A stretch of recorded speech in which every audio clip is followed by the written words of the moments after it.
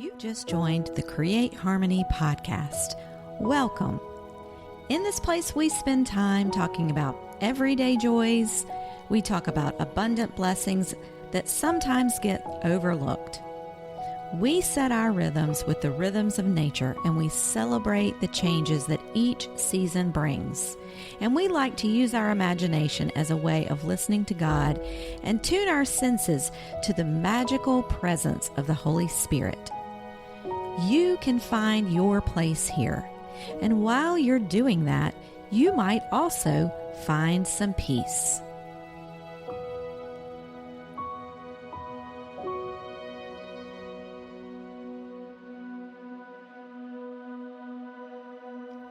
Welcome back to episode 37 of the Create Harmony podcast. So we're continuing along in our summer season, and this is a little bonus episode. We're doing an every other week rhythm, but we're popping in here today with a bonus episode. And today we're going to discuss travel hacks for your summer trips. So most of us, if we're lucky enough to get to go on some sort of trip this summer and get away from our day-to-day rhythm, our routines, and getting to travel away from home, visiting family or finding an adventure, this really is one of life's greatest joys. And most of the time, when you're going to travel with companions or on your own, it comes with a lot of planning. Traveling comes with a lot of planning and the use of various other resources like time and money and etc. And in my mind, and sometimes in the discussions between myself and my friends, there are two big categories of travel. And those categories are a vacation and a trip. So let me, if you haven't heard those terms before, let me clarify those terms. So a vacation is when you travel somewhere to experience rest and relaxation, and you come back restored. It's the kind of journey that fills your tank back up. So when you come home from a vacation, you are refreshed, you feel rejuvenated, and you are ready to face life head on. But now a trip is quite a different experience. A trip is an adventure that requires extra energy and often extra patience. Trips sometimes involve time spent with complicated family members, even though we love them. Sometimes our family member connections are complicated, or it could be a place that we travel that's crowded, or it could be somewhere that's really far away where the travel journey is complicated and difficult and tiring. On a trip, you might see and experience wonderful things, but while you're doing that, you are draining your tank. When you get home from a trip, you feel like you need a day off to regroup and restore. Now, both trips and vacations are definitely worth taking. However, having the awareness of which type of travel you have planned this summer is an important part of knowing how to make the most of the experience. So when we travel, it's important to try to plan ahead and optimize the time we have, because we don't get to travel every day, and minimize the hassle that we're going to have while we're on the trip. So I did some online research and I found lots of ideas for travel hacks, things that help with packing, how to survive a long flight, ideas to help entertain kids while traveling, and that kind of thing. But there are way too many of those for me to go through them here. I am not getting ready to read a list of travel hacks out to you because that would be incredibly boring. But I'll be posting those ideas to Instagram and my newsletter, so you can look there for that kind of content coming soon. But for the purposes of our discussion today, I just wanted to draw your attention on more big picture items, sort of how you want your travel this summer to feel. So some of you may have already taken your summer trip, but it's not too late. You can still reflect on these questions. Many of you will still be doing some summer traveling, and even though those plans are already made, you might want to take a moment before you go to reflect on what you want that experience to look like. What do you want it to be like when you actually take your trip? Are you looking for adventure on this trip? And even if you've planned a vacation full of relaxing, you could still add a little piece of adventure along the way. If you thought about it beforehand, you could think through your relaxing trip and think, where could I sprinkle in a little adventure? Do you want your focus of this trip to be memory banking? Maybe you want this to be a really memorable, significant trip. Maybe you're going on a trip with family that rarely has much time together and you really want to make the most of it.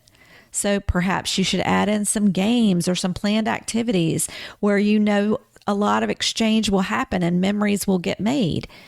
Is your trip more about reconnecting with yourself or reconnecting with a loved one? If so, maybe you need to take a journal or find some questions for reflection that could be discussed. So in advance of any trip, it seems like you want to make space for one really important thing, no matter where you're going or what you want it to feel like. This thing belongs on any trip, and that is gratitude. How will you embrace the blessing that this trip brings? Could you plan a gratitude moment for each day and include the people you're traveling with in on the experience? And getting to break up the routine with travel really is a blessing. So adopting a spirit of curiosity to really learn about the world and enhance that feeling of being blessed is an important part of the experience. That will really make it a more pleasant and more joyful experience if you savor it with gratitude. Now, I mentioned earlier, if you've already returned from your summer trip, you've already had it, you didn't get a chance to think about it beforehand, there is still space for you to incorporate gratitude. You could reserve some time on your calendar this summer to just reflect back on the memories you made and give thanks. You could look back through the pictures and really savor those special moments once again. You could go back through the people you traveled with and say, let's give thanks for the time we had together and reflect on our memories. So may it be so. Happy traveling. Now in closing today, I'm going to read a poem called The Lantern and the Wildflower. And it's a poem written by Caitlin Curtis. And it goes like this. If only I could give you the gift of adventure. If only I could box her up for you, that big red bow on top, glimmering. But this cannot be.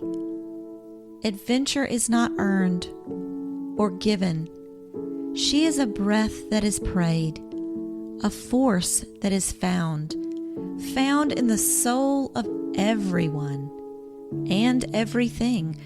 But maybe, just maybe, if I cannot box her up for you, I can at least point you in her direction. Maybe at least I can tell you where I saw her last. What I prayed when I was alone, waiting in a forest under the pine trees, waiting for her to appear. Maybe that will be your beginning. You see, I didn't learn for a long time, for years. As soon as I began searching, I hid behind fear.